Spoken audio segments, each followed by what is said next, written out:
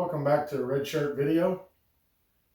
I initially wasn't going to make this video, but I had a project that's kept me sidelined for a couple of weeks, so I thought I might as well document some of it. Right now I am inside of our cabin, and it has nothing to do with the piece of property where the barn is, where I've been making a lot of my videos for the last year. This cabin, I built it with the help of some relatives over 30 years ago. When I built it, of course, I was much younger.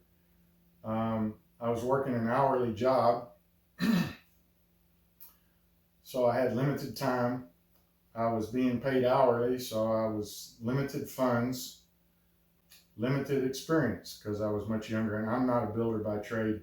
I just do the best I can with what I have at the time. Anyway, I guess mistakes were made. So now that I got the apology out of the way, this cabin is not perfect. Having said that, we recently had a leak, and there was some water that caused a little bit of damage. And initially we thought everything was okay, but started looking a little further, and we decided that we'd take the opportunity and make one major upgrade. My wife has been wanting me to take the carpet out of this main room and put vinyl or wood flooring in, and this seemed like a really good opportunity to do that. Having said that, when I pulled the carpet up, I also wanted to go a little deeper because I made some mistakes with the foundation. I don't have the time or the funds to throw thousands of dollars at it, and I mean thousands of dollars, to try to make this foundation something that it never was. But I would like to upgrade it a little bit or fix it, make it better than it was. Let's put it that way. So I'll be putting some pictures in here. I didn't take any video of any of the work that I've done because I wasn't planning on making this video, but I do have some pictures. I did take the opportunity to open up the floor. This cabin is built on a hill, and it's basically a pier and beam foundation built on telephone poles.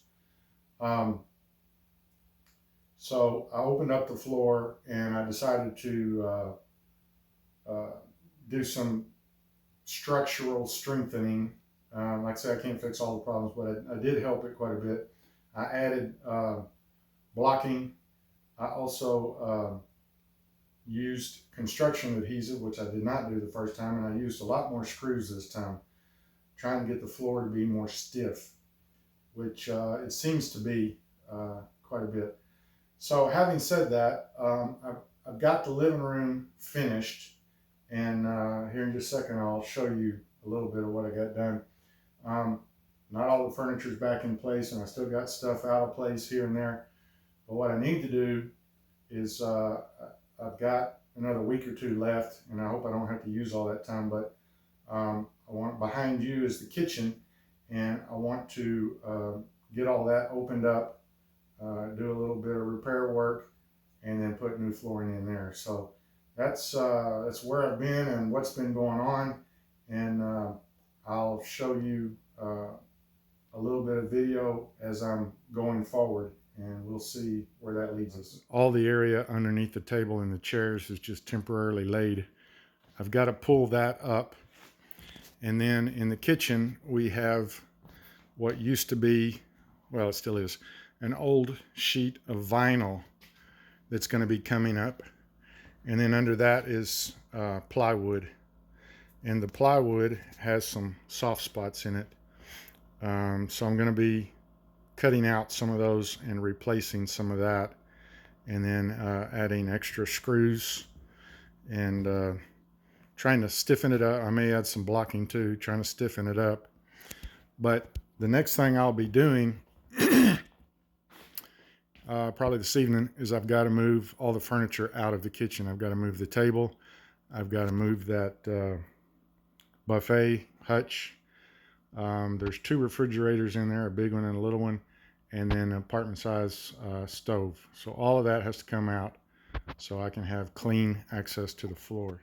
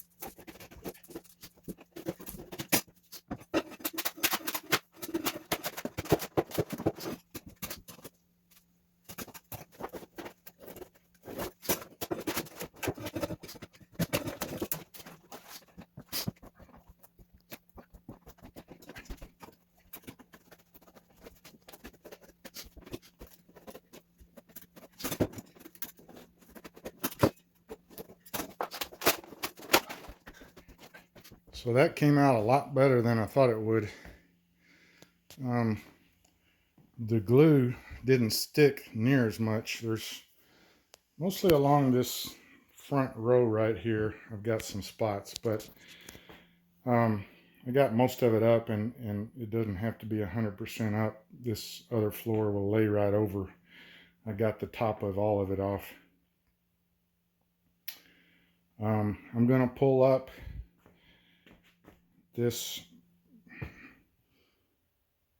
I think I am, yeah, this middle sheet right here in front of the kitchen cabinets coming down to here. I'm going to pull that up over here. You can see that new wood right there on the right there. That's a new sheet of plywood, and starting right here and going that direction, following this line right here and going that direction is blocking. So if I continue the blocking right on up here, it'll support the piece on the right. I'm going to pull up the piece on the left and probably replace it.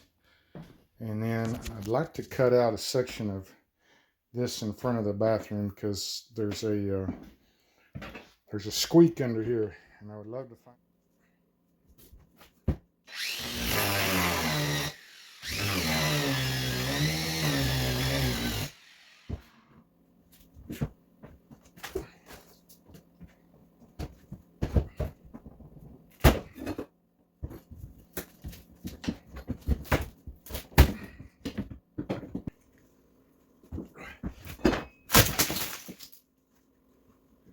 So I got this floor opened up and cleaned up a little bit. Let me explain to you what's going on here. 30 years ago, 30 years plus, when I built this place, I was on an extremely tight budget, and I was grabbing building materials wherever I could, used building materials, reusing what I could, trying to save money wherever I could. We found a company in a neighboring town that made insulated shipping crates, shipping boxes. And they had tons, bags and bags and bags of cutoffs, what they called waste insulation. And if you would go over there and pick it up, you could have, they were in 50-gallon trash bags. You could go over there and pick up all you wanted. And so we had the bright idea to go pick up a bunch of that. And that is how most of the original floor, the original part of the cabin, the floor and the walls is insulated. Yes, it was labor intensive. It probably, all things being equal, is not insulated as well as it could have been if I had ponied up and bought the right stuff. But believe me when I tell you that everything in the original part of this cabin is salvaged from somewhere and repurposed and reused. And I built this thing for very little money, and we've enjoyed it for over 30 years. So that is what you're seeing right there, is leftover insulation from insulated shipping crates. These floor joists, when I built the thing, they're not thick enough for the span. Not really, because they're spanning 8.5, about 8.5, maybe 9 foot. And yeah, I should have done a better job of that, but it is what it is. So this go around on the right side, underneath the flooring that I've already done, I put blocking, and that's what I'm going to be doing here, is putting blocking. Stiffen that section up, and it stiffens these floor joists up quite a bit. And then I may or may do something along the others. I'm not sure, but I will be putting at least one new sheet of plywood down. And then over here, right in front of that bathroom door, there's a squeak, and I'm going to try to get rid of it with screws. If I can't, I'll have to cut it out and see where the squeak is, fix it, and then patch in another piece. So here we go. So here you can see I got the blocking put in. Yeah, it seems to have stiffened it up quite a bit.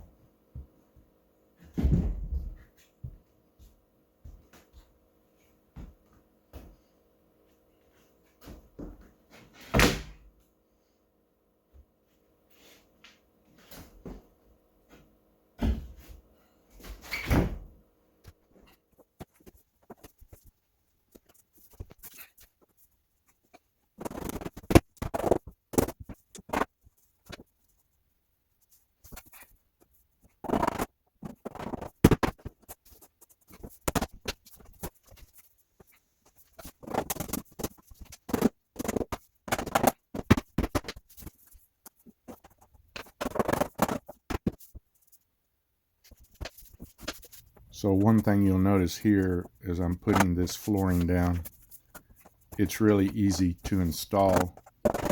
It just snaps together. The main thing is you just want to be sure and stagger your planks. Get a pattern going, kind of like roofing. And then once you get a pattern going, maybe stay with that pattern throughout.